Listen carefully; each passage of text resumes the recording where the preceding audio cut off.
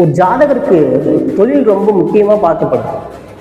இத கர்மஸ்தானம்னு சொல்லுவாங்க ஜோதிடத்துல. அப்படி இந்த கர்மஸ்தானத்தின் மூலியமா தான் ஒரு ஜாதகர் எப்படிப்பட்ட பதவி அங்கீகாரத்தை எல்லாம் பெற தகுதியுடையவர்னு சொல்லப்படுது. இத 6ஆம் பாவகத்தின் மூலியமாகவும் சொல்லப்படுது. ஒரு ஜாதகருக்கு 10ஆம் பாவகத்துல அமரும் கிரகங்கள் சனியோட தன்மையை பொறுத்து அவர் எப்படிப்பட்ட வேலையெல்லாம் செய்வார் அப்படின்னு தெரிஞ்சுக்கலாம்.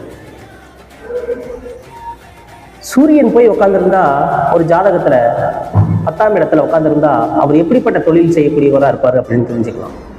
இது சூரியனோட தன்மைகளை பொறுத்து மாறுபடும்.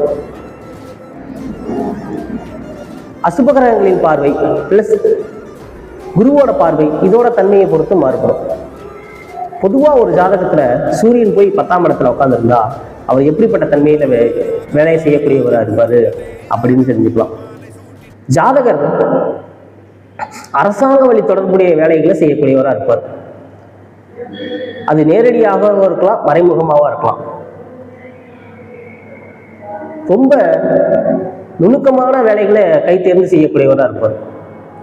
அதிகார தோரணை உடையவரா இருப்பார். அதிகாரத்தின் மூலியமா ஒருத்தருக்கு வேலை வாங்கக்கூடிய தன்மையெல்லாம் உடையவரா இருப்பார். தீய வழியில எப்பவுமே செல்ல விரும்ப மாட்டார். அப்படிப்பட்ட தன்மைகள்லாம் இருக்கும் அவருக்கு. அவர் கொஞ்சம் சோம்பேறியா இருக்கிறதுக்கான வாய்ப்புகள் நிறையவே இருக்கும்.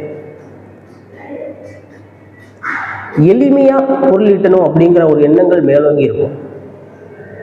உயர் அதிகார பதவியில் இருக்கக்கூடிய வாய்ப்புகள் நிறையவே இருக்கும். அரசியல்வாதியா இருக்கிறது கூட வாய்ப்புகள் இருக்கும். இப்படிப்பட்ட தன்மைகள்லாம் ஒரு லக்னத்துக்கு 10லயோ இல்ல 10ஆம் இடத்துலயோ சூரியன் உட்கார்ந்துருந்தா இந்த தன்மையெல்லாம் வெளிப்படும்.